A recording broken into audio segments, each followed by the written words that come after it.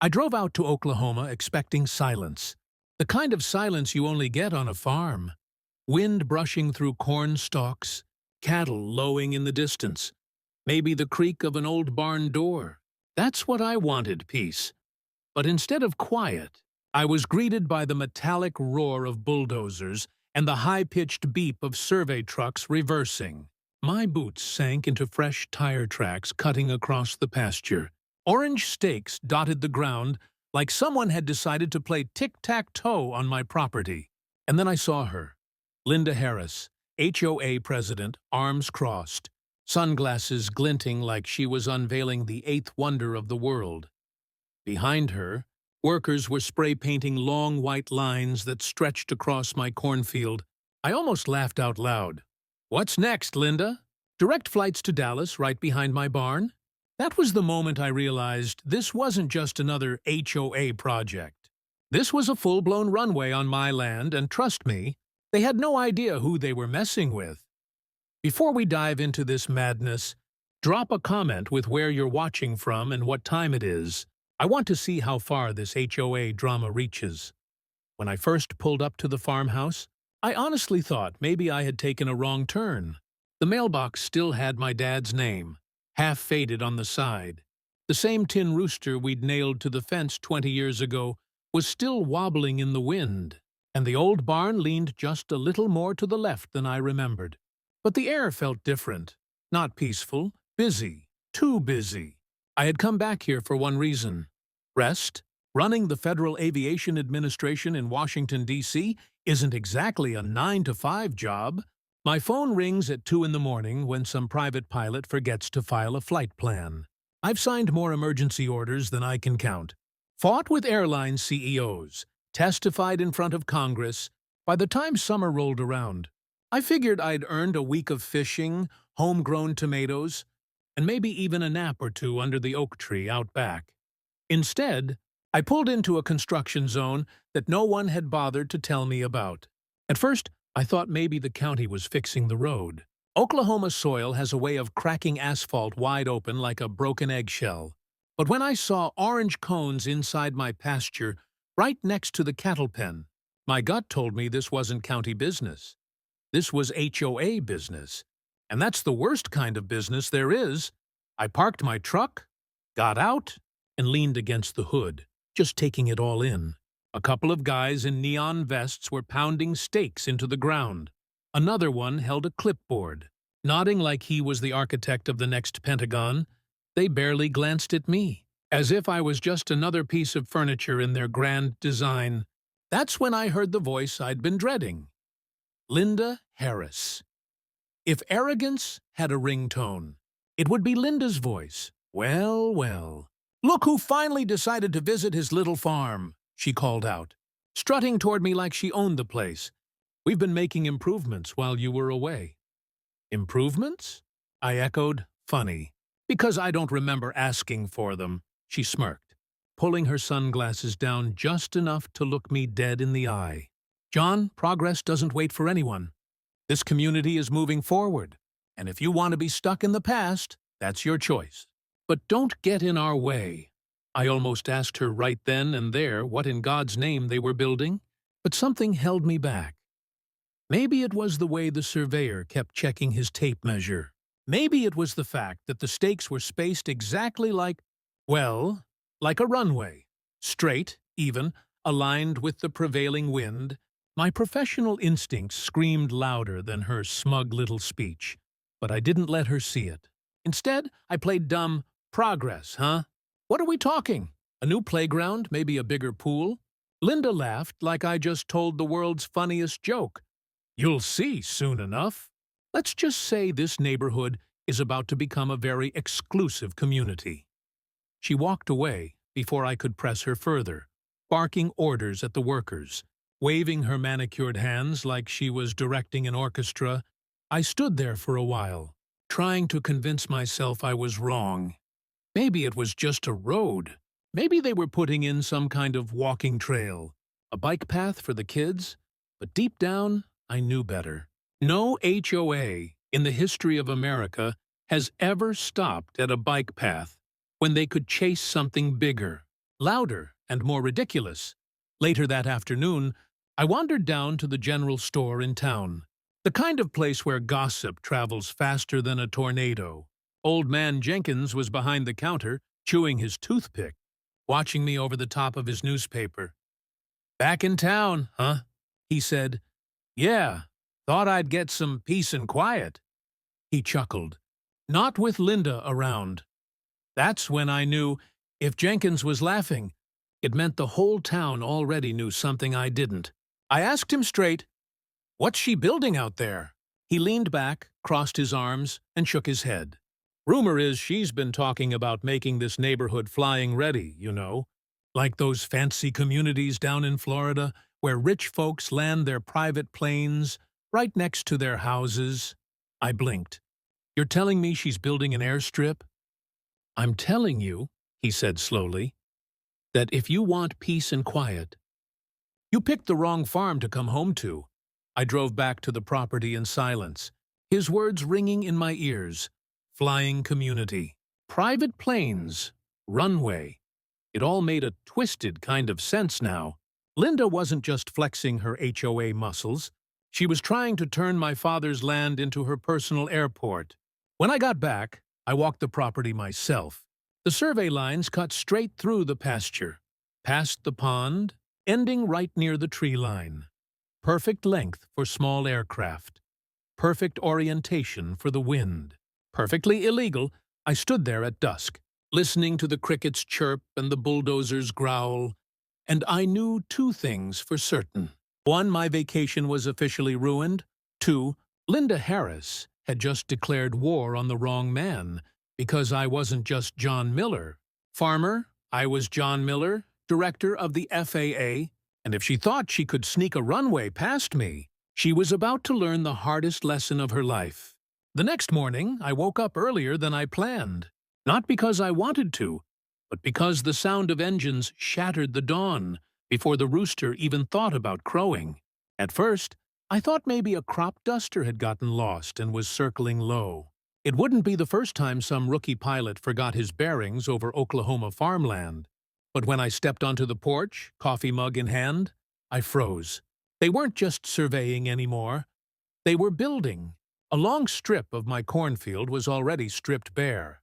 Asphalt trucks lined up like they were pouring the foundation for a Walmart parking lot. Workers in neon vests rolled giant machines back and forth, pressing the earth flat. Spray-painted lines cut across my land, bold and white, stretching from one tree line to the other. And then I saw her, Linda Harris, standing dead center, wearing a hard hat she definitely didn't need, barking orders like a general in a war movie. Her sunglasses glinted in the sunrise, and she had that smile, smug, satisfied, the kind of smile only HOA presidents and cartoon villains know how to pull off. I walked across the pasture toward her, boots crunching in the gravel they had already laid down. "Morning, Linda. You building me a new driveway?" She didn't even look surprised to see me.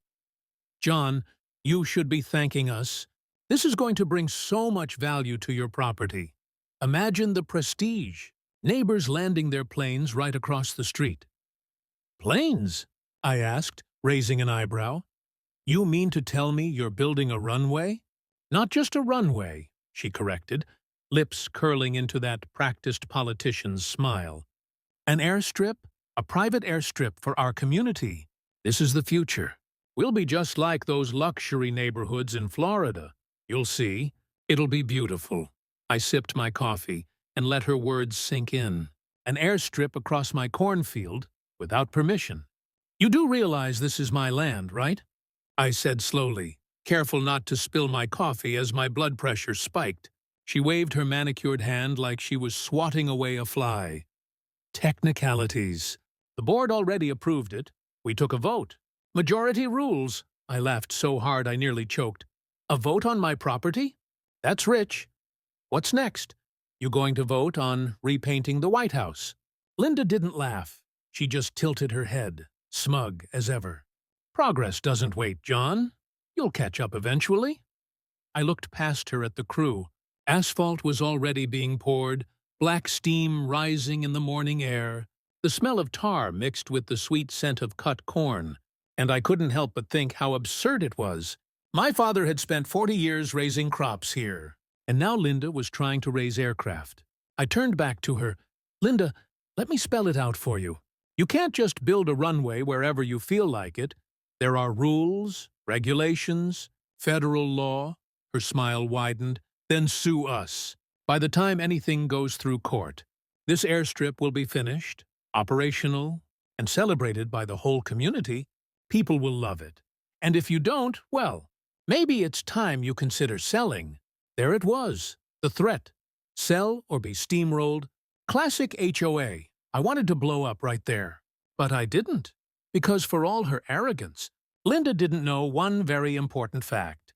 She was talking to the one man in the United States who had the authority to shut her little dream down permanently. But revealing that card too soon would spoil the fun. So I smiled. You know, Linda, I think you're right. Maybe this will be interesting. I turned on my heel and walked back to the house, leaving her blinking, maybe even a little suspicious of how calm I was. That afternoon, I walked the length of the construction zone myself. The strip was at least 3,000 feet long, already more than enough for small planes. They had leveled the ground, perfectly aligned it with the wind. Like a pilot had designed it, I crouched down, touched the fresh asphalt, and shook my head. They weren't guessing. They knew what they were doing, which meant Linda had help. Someone with aviation knowledge, someone either really stupid or really desperate. By evening, the noise hadn't stopped. Trucks moved in and out, and the pasture that used to hum with cicadas now roared like a highway. My cattle clustered in the far corner, spooked by the constant rumble. I felt the weight of my father's legacy pressing on me. He'd fought tornadoes, droughts, and bad harvests, but never in his life did he imagine a homeowners association would try to build an airport on his land. I stood on the porch with another cup of coffee and made myself a promise. Linda, you want to play pilot? Fine. But when this crashes, and it will, you'll wish you never laid eyes on this farm. And deep down, I almost felt sorry for her. Almost. Because what she didn't know, what none of them knew, was that every inch of this runway was already mine to destroy. Not as a farmer, not as a landowner, but as the director of the FAA, and soon enough, I was going to remind them exactly what that meant. By the time the next HOA meeting rolled around, I had made up my mind. I wasn't going to sit quietly on the porch and watch them pave my land into their private airport. I needed to hear exactly how far they thought they could push me. The meeting was held in the community clubhouse, a sterile little building with beige walls and folding chairs that smelled faintly of burnt coffee and desperation. I walked in, and instantly every head turned. You'd think I was an outlaw walking into a saloon. Some nodded politely, others whispered. But Linda Harris, she beamed like she'd been waiting for this showdown all week. John Miller, she announced, clapping her hands together. Glad you could finally join us. We were just discussing our community's bright new future. I took a seat in the back row, arms crossed, trying not to roll my eyes. Funny, I thought the future of my farm might include me. A ripple of laughter went through the crowd. Not the friendly kind, more the awkward. Let's pretend he's joking kind. Linda raised a hand for silence. John, no one is trying to exclude you, she said sweetly, though the venom was obvious. We're simply moving forward with what the majority has decided. Progress requires vision, sacrifice, and leadership. I leaned forward. Leadership is one thing. Bulldozing federal property without permission is another. That made a few people shift in their seats. Linda didn't flinch. She slid a stack of papers onto the podium like she was dealing cards in Vegas. The community voted 73% in favor of developing the airstrip. The numbers don't lie. The numbers don't own my land, I shot back. A man in the front row, a retiree with too much cologne and not enough common sense, snorted, If you don't like it, sell and move. Someone else will appreciate the vision. Vision. That word was getting tossed around like confetti. I pictured Linda lying awake at night, dreaming of planes descending into her little kingdom, HOA bylaws fluttering like flags in the wind. The whole thing would have been hilarious if it wasn't happening on my property. I stood up, pulled the deed to the farm from my jacket, and held it high for everyone to see. This isn't just a piece of paper. This is proof that my father bought and owned this land long before any of you thought of putting up vinyl fences and neighborhood watch signs. You don't get to vote your way onto my property. Silence. For one brief, glorious moment. I thought maybe I had gotten through. Then Linda smiled. That smile. The one that makes you want to check your wallet and your sanity at the same time. John, we appreciate your sentimentality. But the world doesn't stop for nostalgia. This airstrip will benefit everyone. Higher property values, new opportunities, more prestige. You should be thanking us, I laughed, sharp and bitter. Prestige? You're pouring asphalt across a cornfield. This isn't prestige, it's insanity. That broke the tension. Half the room chuckled. A few even clapped softly, as if they'd been waiting for someone to say it. But Linda slammed her hand on the podium. Enough! Her voice cracked like a whip.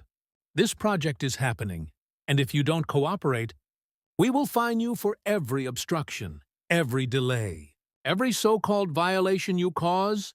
The HOA has authority, Mr. Miller, and you will respect it. I stepped closer to the podium, lowering my voice, but making sure everyone could hear. Linda, let me explain something. You might be able to bully neighbors into repainting mailboxes or cutting their grass a half-inch shorter. But when it comes to airspace and runways, you're not in charge. Not even close. Her eyes narrowed. For the first time, a flicker of uncertainty crossed her face. Is that a threat? She asked. No, I said, smiling coldly. That's a fact. The room buzzed. People leaned toward each other, whispering. Linda banged her gavel on the table like she was presiding over a courtroom. Meeting adjourned. Everyone out. Chairs scraped against the floor as people shuffled out. Whispering louder now. Some avoided my gaze. Others gave me the tiniest nods of encouragement, like maybe they were tired of Linda's reign, but too scared to say it. I didn't move. I just stood there, staring at her, waiting. She finally looked up, her face tight. You're making a mistake, John. We're too far along. The runway will be built. The community wants it. You can't stop us. I tucked the deed back into my jacket. We'll see. Then I turned and walked out, leaving her fuming behind the podium, clutching her papers like they could somehow shield her from reality. Out in the parking lot, the summer air was thick with heat, and the faint smell of fresh asphalt drifting from my farm. I slid into my truck, sat there for a moment, and let out a long breath. They thought they had me cornered.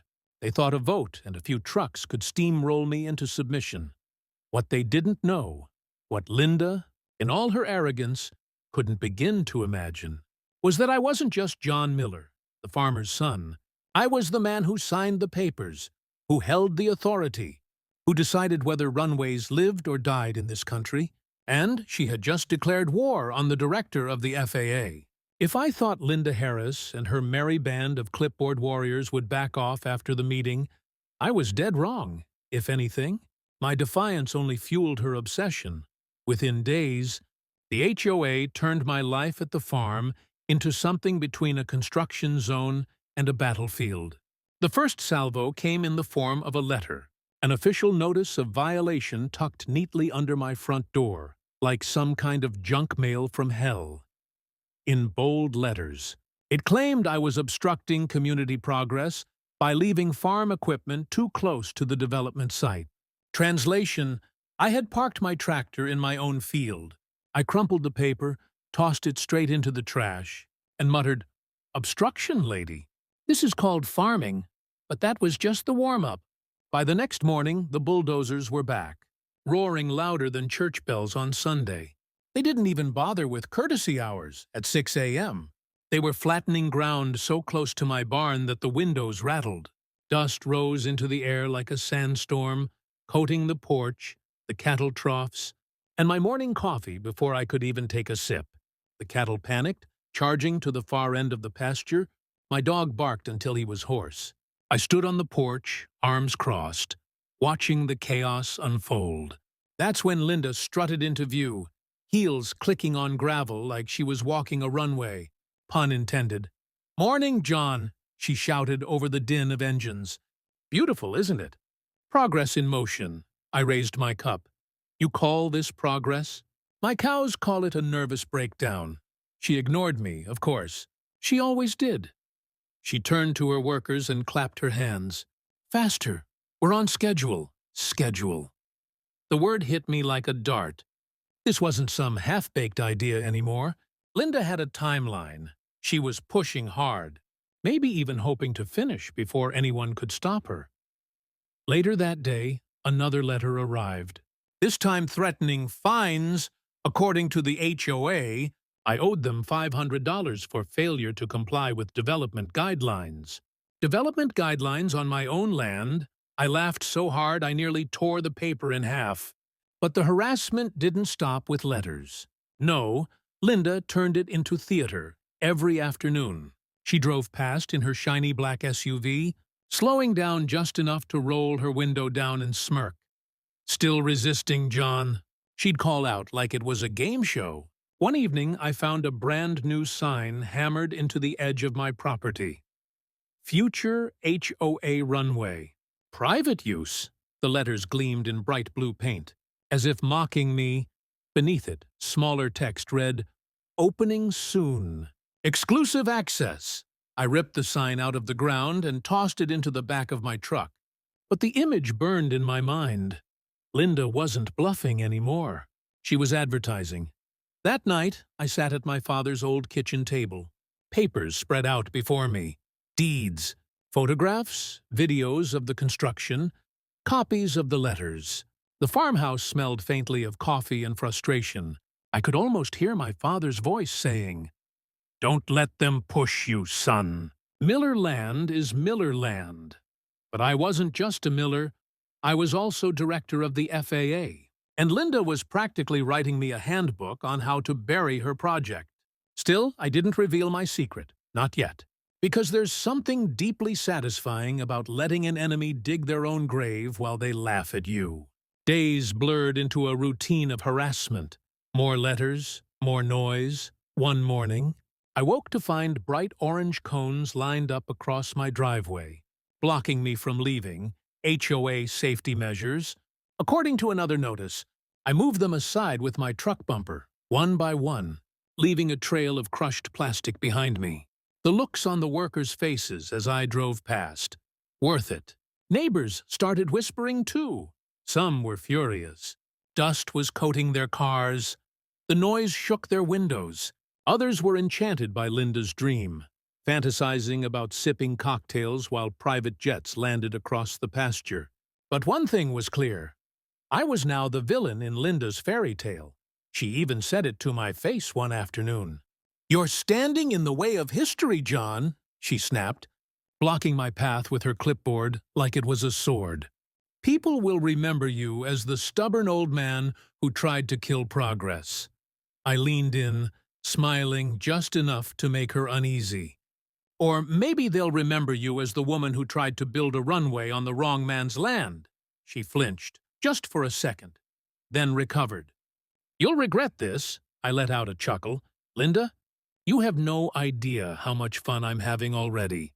That night, as the bulldozers roared and the dust rolled in through my windows, I stood outside, staring at the half-built strip of asphalt cutting across my pasture. To anyone else, it looked like progress. To me, it looked like a trap. And Linda Harris was sprinting straight into it. I whispered into the hot Oklahoma night, "Keep digging, Linda. You're almost there." Because soon, the real storm was coming, and it wouldn't be dust and noise. It would be the full weight of federal law crashing down on her little empire. By the end of that week, I was running on black coffee and pure spite. Sleep had become a luxury. Between the bulldozers rattling the windows, the letters piling up under my door, and Linda's smug face popping up like a bad advertisement every morning. I was one step away from snapping, and yet I didn't snap, because I had something Linda didn't: the ace in the deck. See? Most people in this neighborhood thought I was just some middle-aged guy with dirt under his nails and an old truck in the driveway. The farmer's son who came back to play cowboy whenever Washington got too stressful, and honestly, I liked it that way. Being underestimated is a gift. But the truth was, every time Linda wagged her finger in my face, every time she handed me another bogus fine, every time she bragged about her airstrip, I had to bite my tongue to keep from laughing, because I wasn't just John Miller, farmer. I was John Miller, director of the Federal Aviation Administration. That's right, the guy who signs off on every single runway in this country, from the busiest international airports to the tiniest rural landing strips. Nothing takes off without my say-so. And Linda was out here pouring asphalt like she was building a backyard patio. I remember the moment I finally let myself think it out loud. I was sitting on the porch, with my dog curled at my feet, the sun setting in streaks of orange over the pasture, the half-built strip of asphalt cut across the field like a scar, ugly and black against the golden corn. I sipped my coffee and muttered, "You picked the wrong farm. Linda, you didn't just trespass on my land, you trespassed into my jurisdiction." The dog tilted his head like he understood. Maybe he did. That night, I pulled out my laptop and logged into my FAA account. My inbox was full of the usual chaos: delays, permit requests, noise complaints. But one email stood out: a formal inquiry from some unknown developer requesting expedited approval for a private runway project in Oklahoma. I laughed so hard I nearly spilled coffee on the keyboard. Linda had actually tried to go through official channels, except she didn't know the approval request landed right on my desk. Her application was a mess. No environmental study, no safety assessment, no community consultation, nothing. Just a half-baked proposal and some typed-out nonsense about increasing neighborhood prestige. I clicked the big red button marked Deny, with more satisfaction than I'd felt in years. Still, I didn't tell anyone. Not yet. Because watching Linda swagger around with her little clipboard army, while I held her fate in my hands, that was better than sleep. The next day, she cornered me again near the barn. "You're making this harder than it needs to be," she said, lips pursed tight. "If you cooperate, I might even name a hangar after you." Imagine it. The John Miller Terminal, I grinned. "Sounds like a place where dreams go to die," she frowned. "Mark my words, John, this runway is happening." I leaned close enough for her to smell the coffee on my breath. "Mark mine, Linda. Nothing takes off in this country without me knowing about it." She blinked, confused, then forced a laugh. "You think you can stop progress with paperwork?" "No," I said. "I can stop it with the law." Her smile faltered just for a second. A tiny crack in the armor. I walked away before she could recover. That evening, I started building my case. Photos of the construction, videos of the dust storms, signed statements from neighbors whose windows were rattling night and day. Every piece of evidence stacked neatly in a folder marked HOA Runway Illegal Development. And then I called a friend in Washington, a man who owed me a favor. "Listen," I said, "I've got a rogue HOA trying to build an unapproved airstrip on private land. They're about a week from pouring the full surface. I need a cease and desist ready to go." He chuckled on the other end. "You're kidding." "I wish I was." "All right, I'll draft it. Just give the word when you want it delivered." I closed the laptop, leaned back, and exhaled. For the first time since I'd arrived, I felt calm. Because now it wasn't just me versus Linda. It was Linda versus the entire federal government. And spoiler alert, the government wins that fight every single time. The next morning, I walked the edge of the construction site. Camera in hand, workers eyed me nervously, whispering behind their hard hats. Word had spread that I wasn't just some farmer. Rumors fly fast in small towns, and the whispers were getting louder. Isn't he FAA? Doesn't he work for the government? Linda tried to drown it out with bravado. She showed up in her SUV, window down, sunglasses on. "Hope you're enjoying the show," she called. I smiled, snapping another photo. "Oh, I am. Front row seat."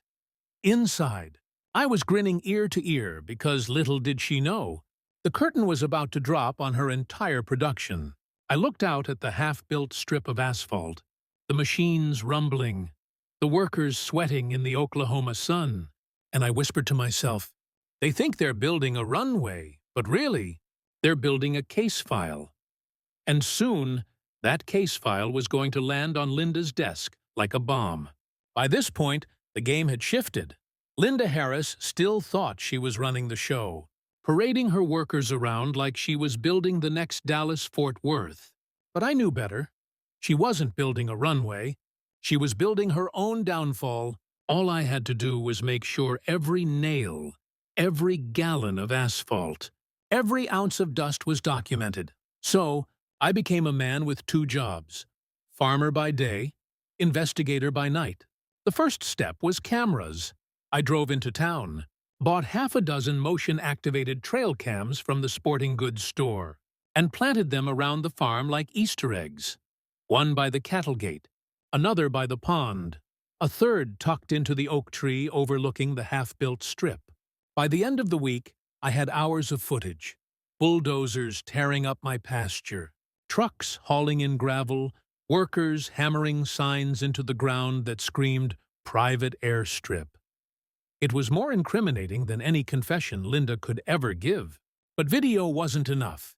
The FAA doesn't just deal in pictures. We deal in paperwork. So I started collecting witness statements. My neighbor, old Mrs. Thompson, was the first to sign. Her house sat less than half a mile from the strip, and she hadn't had a quiet night's sleep in weeks. "My windows rattled so bad I thought a tornado was coming," she grumbled, signing her name with a shaky hand. Then there was Mark, a young father down the road. He complained about his kids waking up at 2 in the morning from the noise. "I didn't move to the country to raise my kids next to an airport," he said, slapping his signature on the form like he was slapping Linda herself. By the time I was done, I had a stack of testimonies thick enough to make any lawyer smile. Meanwhile, Linda was busy rehearsing her victory lap.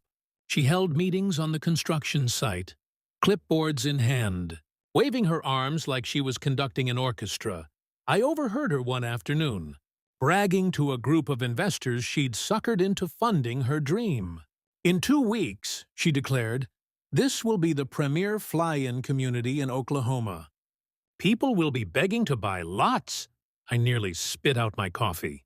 Lots. She was already trying to sell real estate based on a runway she didn't even legally own. That gave me an idea. Let her keep talking. The more she bragged, the bigger the rope she wrapped around her neck. I showed up at the next community gathering with my phone recording in my shirt pocket. Sure enough, Linda didn't disappoint. She strutted onto the makeshift stage, microphone squealing, and announced, "Our HOA airstrip will be operational by the end of this month. Membership fees will cover maintenance, and our exclusive landing rights will make this neighborhood the envy of the state." The crowd clapped. I smiled. Every word was now evidence. But the pièce de résistance came one evening when I followed the convoy of trucks back to their staging area. Tucked behind the clubhouse, I found a pile of contracts. Membership agreements Linda had been handing out, promising priority hangar space for anyone willing to cough up $10,000. She wasn't just building a runway, she was running a scam. I took photos of everything, every page, every signature, every fake promise. By the time I was done, my case file looked less like a complaint and more like a federal indictment. Still, I knew timing was everything. If I shut her down too soon, she'd cry foul, spin it as government overreach, maybe even rally sympathy. No, I needed her to go big, to plan her grand reveal. That way, when I pulled the rug out from under her, the crash would echo all the way to Washington. So I waited. and the opportunity came faster than I expected. One morning, a glossy flyer appeared in every mailbox in the community. Big, bold letters. Grand opening, HOA private runway. Ribbon-cutting ceremony, champagne reception, live demonstration flight. The audacity nearly knocked me over. Linda wasn't hiding anymore. She was inviting the whole town to watch her crown herself Queen of the Skies. I laughed until my sides hurt. Then I stapled the flyer to my case file and made one last phone call. Yeah, I told my contact in Washington, she's hosting an opening. Get the paperwork ready. I'll need the cease and desist order in my hand by next week. He chuckled. You're actually going to let her throw a party before you shut it down? Oh, absolutely, I said. The bigger the stage, the harder the fall. That week, I doubled down on preparations. Cameras checked, witness statements organized, photos labeled. Even the cattle seemed to sense something was coming. They clustered near the fence, watching the half-built runway like it was some alien invasion. At night, I sat on the porch, the Oklahoma heat still clinging to the air, and thought about my father. He used to tell me, "Son, when someone's digging themselves a hole, don't take away the shovel." Linda wasn't just digging a hole, she was paving it, painting lines on it, and selling tickets to watch it happen. And soon, the whole town was going to see what happens when arrogance tries to take flight without clearance. The morning of the grand opening dawned hot and sticky, the kind of Oklahoma heat that melts asphalt and tempers alike. I stood on the porch with my coffee, watching a parade of SUVs snake their way toward the half-finished airstrip. Banners fluttered in the wind, strung between hastily erected poles. Welcome to the future. The irony wasn't lost on me. They were celebrating a future that was about to be canceled before it even took off. I dressed plain, jeans, boots, a faded ball cap.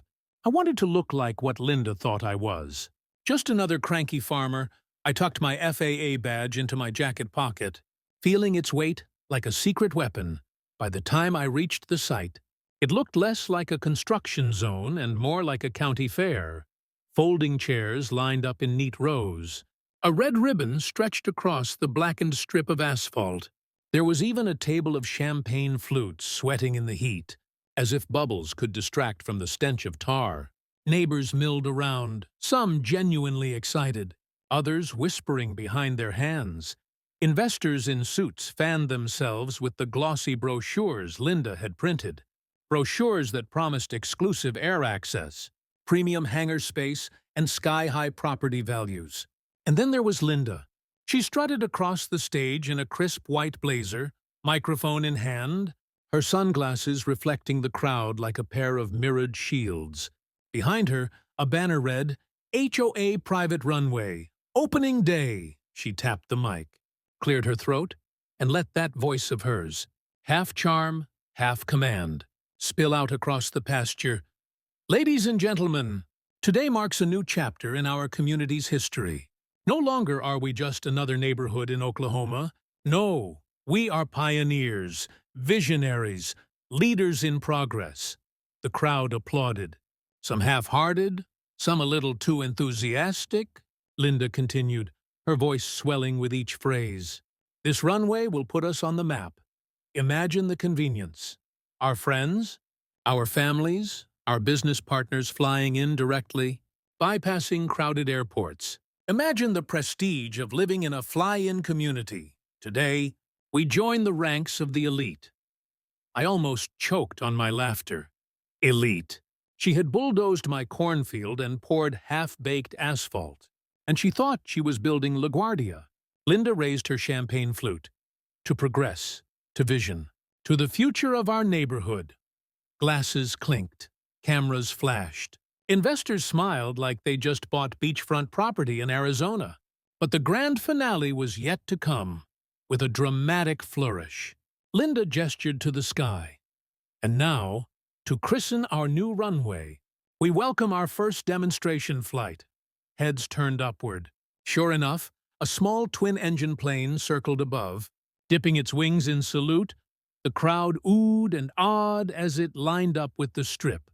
Linda spread her arms wide, soaking in the applause. History is landing here today. That was my cue. I stepped forward from the crowd, the hot sun beating down on the brim of my cap. My boots crunched on the gravel as I made my way toward the stage. At first, no one noticed. Then whispers spread, neighbors nudging each other, investors frowning. By the time I reached the ribbon, all eyes were on me. "Linda," I called out, my voice steady. "You might want to hold off on the champagne." She blinked. "Thrown off for the first time all day." "John, this isn't the time." "Actually," I interrupted, pulling the badge from my pocket, holding it high for everyone to see. "This is the perfect time." Gasps rippled through the crowd. Cameras zoomed in. The FAA emblem gleamed in the sunlight. "My name is John Miller," I said, loud enough for the circling plane to hear, "and I am the director of the Federal Aviation Administration. And as of this moment, this runway is officially shut down." For a heartbeat, silence hung heavy in the air. Then chaos erupted. Investors started murmuring angrily, flipping through their glossy brochures as if the fine print might save them. Neighbors gasped, some whispering, "I knew it!" Others stared at Linda like she had just sold them swampland. Linda's face turned the color of the asphalt beneath her feet. "You can't do this," she stammered, her microphone squealing. I smiled, calm as a Sunday preacher. "Linda, I'm literally the only person who can." The plane above dipped lower. Lining up with the strip, I raised my hand, gestured to the sheriff's deputies I'd briefed earlier. They waved their signals, radios crackling. The pilot banked hard, engines roaring as the plane veered off and climbed back into the sky. The crowd gasped again, some covering their ears, others shielding their eyes from the sudden blast of wind. The sound of that aborted landing was sweeter than any symphony. Linda dropped her microphone, scrambling to save face. "This is a misunderstanding. We have approvals, we have investors. This is progress." I stepped closer, voice steady, almost kind. "No, Linda, this is illegal construction, federal violation, and fraud. And it ends today." The deputies moved in, confiscating paperwork, snapping photos of the site. The cameramen from the local news captured every second. Linda's trembling hands, the ripped ribbon, the abandoned champagne glasses sweating in the sun. Neighbors started clapping. First a few, then a dozen, then the whole crowd. The sound swelled, a wave of applause rolling over the site like thunder. I stood there, badge in hand, watching Linda's empire collapse in front of her investors, her neighbors, her own workers, and I couldn't help but think, this was better than coffee. Once the applause died down, the chaos began. Investors stormed toward Linda Harris, waving contracts in her face. Cameras from the local news crew swarmed the stage, shoving microphones toward her mouth. Her carefully rehearsed speech about vision and progress was now drowned out by questions like, "Did you know this project was illegal? How much money did you collect from residents?" Linda's composure cracked. She yanked off her sunglasses, her eyes darting like a cornered animal. "This is all a misunderstanding," she stammered. "We followed the process. We filed the paperwork." I stepped up beside her, holding my FAA badge where the cameras could see it. "Correction," I said smoothly. "You attempted to file paperwork, and it was denied by me." Gasps rippled through the crowd again. Neighbors who had been skeptical now looked at me with wide eyes, whispers hissing like static. "He's FAA director." "Wait, he's the guy in charge." Linda froze, the color draining from her face. For the first time in weeks, she was speechless. "Ladies and gentlemen," I continued, turning to address the crowd, "this so-called runway violates federal aviation regulations, environmental standards, and basic property rights. It is unsafe, unauthorized, and absolutely illegal. And as of today, it is officially shut down." The deputies I'd called in earlier stepped forward, handing me the cease and desist order stamped with the FAA seal. I unfolded it slowly, deliberately. letting the cameras capture every word. Then I handed a copy to Linda. She snatched it with trembling hands. Scanning the first line, her lips moved silently as she read. Effective immediately, all construction and operation of unauthorized runway activities are prohibited. Violations will result in fines, demolition orders, and potential criminal charges. The paper slipped from her fingers, fluttering to the ground like a white flag. The crowd erupted again. Some cheered, some booed. But one thing was certain. Linda's dream of glory had just crash-landed in front of everyone. "John, please," she whispered suddenly. Soft, suddenly human. "We can work something out. We can negotiate. This community needs this project." I cut her off with a smirk. "Linda, the only thing this community needs is peace and quiet. And maybe a good night's sleep without bulldozers rattling their windows." Laughter rippled through the crowd. Even the deputies cracked smiles. But I wasn't finished. Oh no. This was the part where the hammer truly fell. I turned back to the investors. "For those of you who were misled, the FAA will be opening a formal investigation into fraudulent claims made by the HOA board. Any contracts you signed promising hangar space or runway access are null and void. You may wish to consult your attorneys." The investors' faces darkened, their anger now fully redirected at Linda. One man in a suit jabbed a finger at her chest. "You told us this was approved." Linda backed away. "Hands up. I thought it was. He's exaggerating." "Exaggerating?" I raised an eyebrow. "Linda, you've been selling memberships for a runway that doesn't legally exist. That's not exaggeration. That's fraud." The sheriff cleared his throat, stepping forward. "Ma'am, we'll need you to come down to the station for questioning." The gasp that went through the crowd this time wasn't shock. It was satisfaction. Years of pent-up resentment toward Linda Harris were now bubbling to the surface. One woman shouted, "About time!" Another man called out, "Check her books. She's been pocketing our HOA fees for years," Linda spun. Desperate, "No, you don't understand. This was for all of us, for progress." I shook my head. "No, Linda. This was for you, your ego, your pride.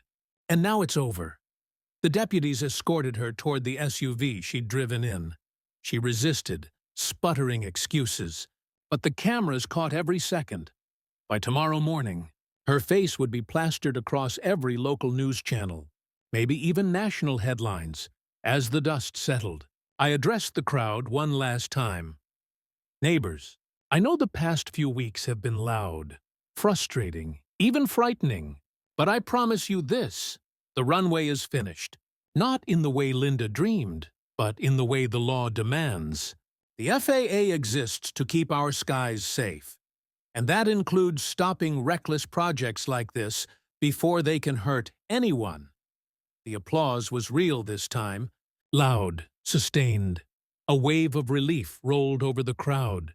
People clapped me on the back, thanked me, shook my hand.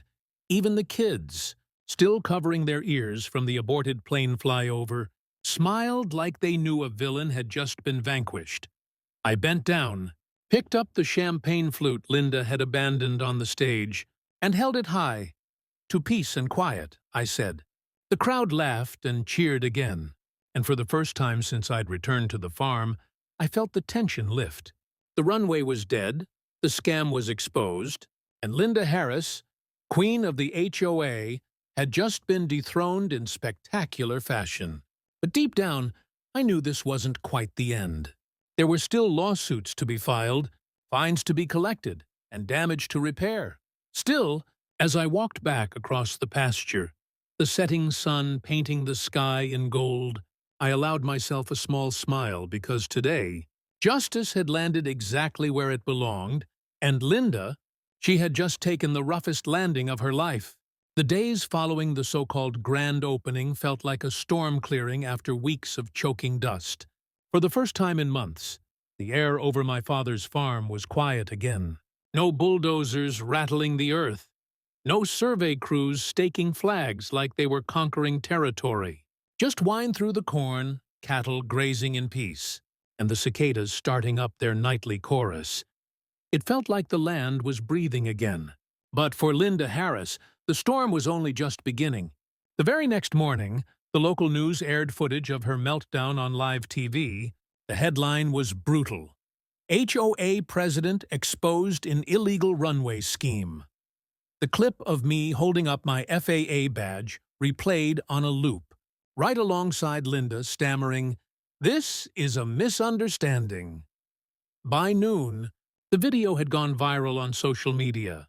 Memes popped up with captions like, "Runway, more like runaway." Neighbors who once feared Linda now found their voices. At the emergency HOA meeting that weekend, members lined up at the microphone to air grievances she had buried for years. One accused her of pocketing landscaping fees. Another claimed she fined them for a mailbox color that wasn't even against the rules. By the end of the meeting, the board voted unanimously to remove her as president. I didn't attend. I had no desire to sit through another one of their circuses, but I heard the cheer that went up when the gavel came down. Meanwhile, the FAA investigation moved swiftly. The cease and desist order had frozen all activity, and the legal team in Washington wasted no time piling on the charges. Unauthorized construction, environmental violations, fraudulent claims. Each one came with fines that could bankrupt a small corporation. Let alone a suburban HOA, investors scrambled to salvage what they could. Some threatened lawsuits, others simply disappeared, pretending they'd never touched Linda's pet project. But the contracts, the glossy brochures, the video of Linda bragging about exclusive air access, all of it was in my file, and all of it was now evidence. As for the runway itself, demolition crews arrived within a week. They tore up the half-laid asphalt, hauled away the debris, and filled the scar in the field with fresh soil. By the time they were done, the land looked almost normal again, except for the faint black lines still peeking through the dirt, like the ghost of Linda's failed dream. I stood there one evening, hands in my pockets, watching the sunset glow over the patched earth. My father would have shaken his head, maybe laughed, maybe cursed, but I knew one thing for sure. He would have been proud that the farm had survived, just like it always had. The neighbors stopped by more often after that. Mrs. Thompson brought over a pie to thank me for the first quiet night's sleep she'd had in months. Mark from down the road offered to help mend the fence where the bulldozers had knocked it loose. Even old man Jenkins, never one for sentiment, tipped his hat and muttered, "Good work, son." About time someone clipped Linda's wings. I appreciated it, but I didn't do it for thanks. I did it because it was the right thing. Because no one, not even the most arrogant HOA president in Oklahoma, gets to bulldoze their neighbors' lives for the sake of ego. And yet, I couldn't resist a little irony. Sitting on the porch with my dog at my feet, I chuckled to myself. All I wanted was a week off, I said out loud. Instead, I ended up shutting down the shortest-lived airport in America. The dog wagged his tail. Maybe he got the joke. In the weeks that followed, life settled back into a rhythm. I mended fences, replanted corn, and even managed to sneak in that nap under the oak tree I'd been dreaming about. But every time a plane passed high overhead, glinting silver in the sunlight, I thought about Linda Harris, somewhere. She was probably still fuming, still convinced she'd been robbed of her legacy. Too bad for her. The only thing that ever really took off was her arrogance, and it crash-landed faster than she could say progress. At the end of the day, this story isn't just about an HOA trying to build a runway. It's about something bigger. Pride, greed, and the blindness that comes from believing rules don't apply to you. Linda Harris thought she could bulldoze her way to prestige, that she could shout down opposition, that a majority vote could override common sense, but the truth is simple. No amount of arrogance can outfly reality. Life has a way of humbling us. Sometimes it's a failed project. Sometimes it's a confrontation we never expected. Sometimes it's a reminder that power without responsibility always collapses. My father used to tell me, "Land remembers. It knows who respects it and who abuses it." Watching the bulldozers tear up the runway, I realized he was right. To anyone listening who's ever faced a bully, whether it's an HOA president, a boss, or even a neighbor, remember this: you don't have to shout the loudest to win. Sometimes patience, preparation, and truth are the sharpest weapons you can carry. So tell me in the comments, have you ever dealt with someone like Linda Harris? How did you handle it? And if you enjoyed this story, hit that subscribe button, because trust me, there are plenty more HOA dramas waiting to take off.